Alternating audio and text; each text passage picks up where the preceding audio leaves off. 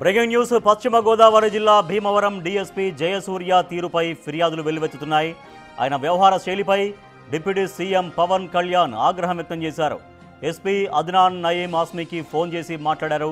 Deputy CM Pawan Kalyan జయసూర్యపై అనేక ఫిర్యాదులు వస్తున్నాయని, ఆయన పరిధిలో పేకాట శిబిరాలు పెరిగిపోయాయని, సివిల్ వివాదాల్లో జోక్యం చేసుకుంటున్నారనే ఫిర్యాదులు ఉన్నాయని డిప్యూటీ సీఎం ఎస్పీ దృష్టికి తీసుకెళ్లారు. ఆరోపణలపై పూర్తి స్థాయిలో విచారణ చేసి నివేదిక అందించాలని పవన్ కళ్యాణ్ కోరారు.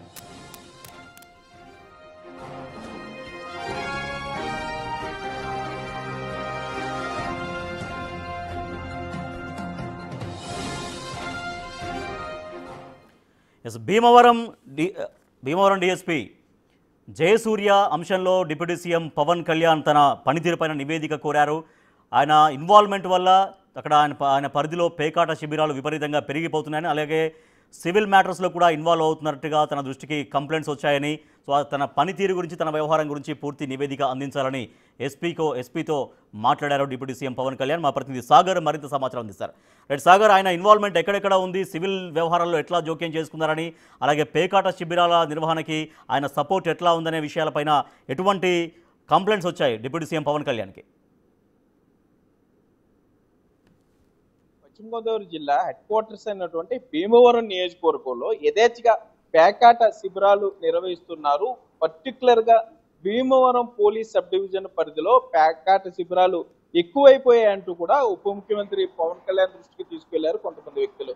దీని మీద పవన్ కళ్యాణ్ చాలా వైలెంట్ గా రెస్పాండ్ అయ్యారనే చెప్పుకోవచ్చు. భీమవరం డిఎస్పీ ఇన్ని పేకాట్లు జరుగుతున్నా కూడా ఎందుకు కామ్ గా ఉన్నారు, ఆయన మీద చాలా ఆరోపణలు వస్తున్నాయి. సివిల్ తగాదాల్లో కూడా భీమవరం డీఎస్పీ జయసూర్య జోక్యం చేసుకున్నారు అంటూ తనకు ఫిర్యాదులు వస్తున్నాయంటూ కూడా ఇటు హోంమంత్రి అనిత దృష్టికి, డీజీపీ దృష్టికి కూడా ఆయన తీసుకువెళ్ళడం జరిగింది. పశ్చిమ గోదావరి జిల్లా ఎస్పీతో ఉప ముఖ్యమంత్రి పవన్ కళ్యాణ్ ఫోన్ లో మాట్లాడినట్లుగా కూడా మనకు సమాచారం ఉంది.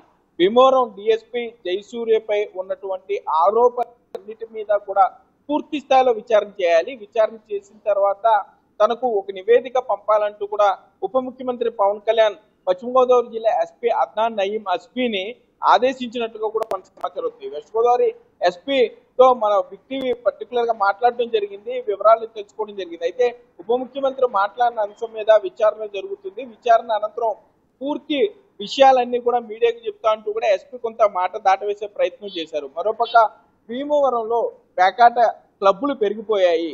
పేకాట క్లబ్బులు 2 నెలల క్రితం మూతపడిన తర్వాత కూడా బయట ఇటు తోటల్లో కానీ, ప్రైవేట్ గెస్ట్ హౌస్లో కానీ విచ్చలవిడిగా పేకాట ఆడుతున్నారు. ఎక్కడ రాష్ట్రంలో ఎక్కడా లేని విధంగా 5 లక్షల బ్యాంక్ భీమవరంలో జరుగుతుంది. పేకాట మరో లాస్ వేగాస్ గా భీమవరం నెమ్మదిగా మార్చేస్తున్నారంటూ కూడా బిగ్ టీవీలో మనం వరుస కథనాలు ప్రసారం చేశాము. పేకాట రాళ్లు ఏ విధంగా రెచ్చిపోతున్నారు, పోలీసులకు తెలిసి జరుగుతుందా, తెలియకుండా జరుగుతుందా, ఇదంతా కనీసం ఎందుకంటే చిన్నా చితగా పేకాట రాళ్లపై తమ ప్రతాపం చూపిస్తున్నారు పశ్చిమ పోలీసులు.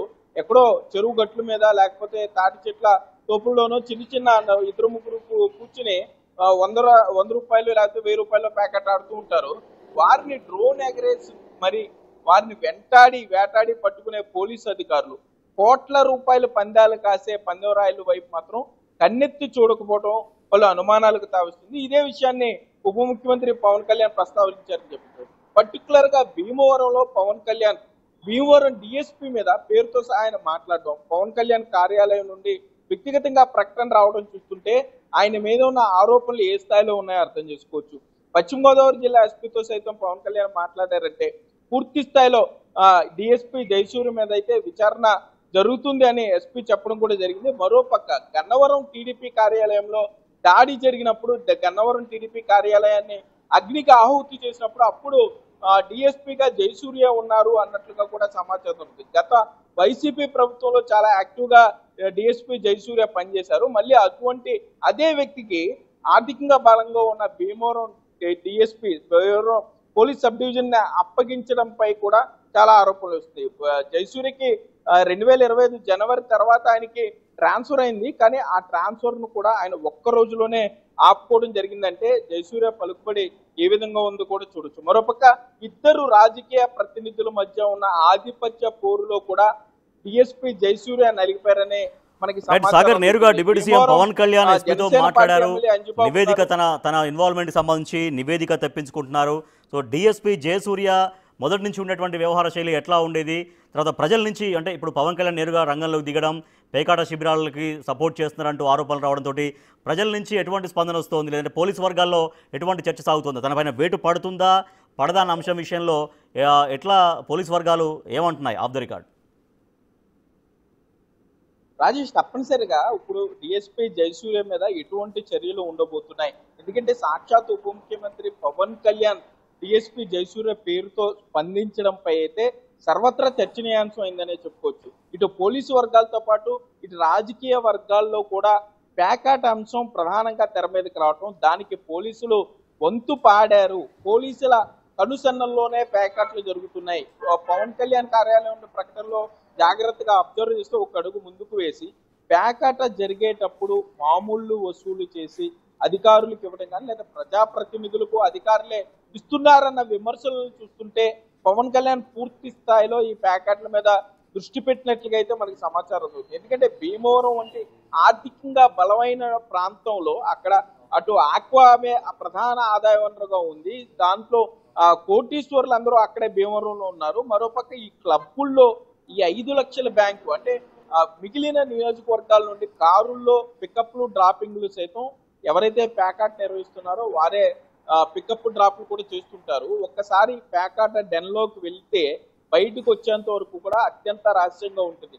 మొబైల్ ఫోన్లు ముందే తీసేసుకుంటారు, అక్కడే మీకు కావాల్సిన సకల సౌకర్యాలు ఉంటాయని కూడా ప్యాకాట్ రైలు చెప్తున్నారు. కోట్లాది రూపాయలు పోగొట్టుకున్న వారు ఉన్నారు, అట్లాగే ప్యాకాట్లు నిర్వహించి కోట్లాది రూపాయలు సంపాదించిన వారు ఉన్నారు. ఇదంతా ఇంత జరుగుతున్నా కూడా అక్కడ ప్రజాప్రతినిధులు ఏడాది పాటు ఏమీ మాట్లాడకుండా ఉండిపోయారు. కానీ 2 నెలల క్రితం అంటే బిగ్ టీవీలో మనం వరుస కథనాలు కూడా ప్రసారం చేసాం, మా మీడియాలో సోషల్ మీడియాలో బాగా వైరల్ కావడంతో ఒక్కసారిగా ప్యాకెట్ క్లబ్లు నిలిచిపోయాయి. 2 నెలలుగా ప్యాకెట్ క్లబ్లు అంటే క్లబ్బుల్లో ఆడటం మానేశారు. కానీ బయట బహిరంగ ప్రదేశాల్లో విచ్చలవిడిగా ప్యాకెట్లు ఆడుతుంటాం. మరోపక్క వాటాల్లో వచ్చిన తేడాలతోనే ఈ గొడవ బయటకు వచ్చింది.